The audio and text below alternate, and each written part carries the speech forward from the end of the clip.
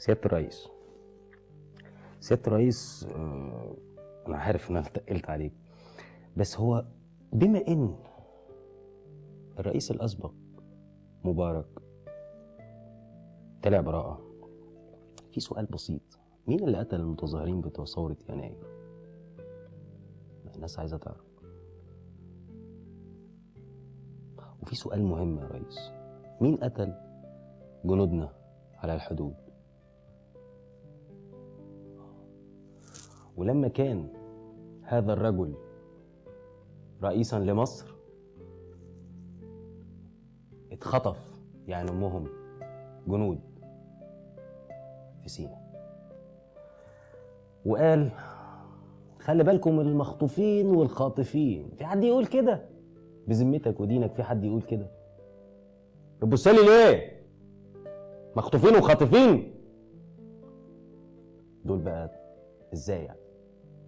المهم لما صاحبنا استقبلهم وبالاحضان ودخلوا، حضرتك كنت وزير دفاع. في اسئله كتير يا ريس لازم تطلع تقولها للناس. مين خطف جنودنا؟ مين قتل جنودنا؟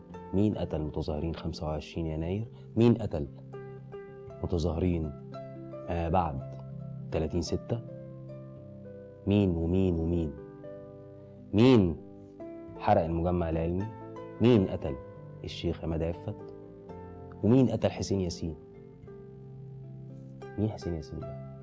معرفش بس في اكيد واحد اتقتل اسمه حسين ياسين. محدش عارف مين اللي قتله. المهم يا ريس عشان ما اطولش عليك قول طول،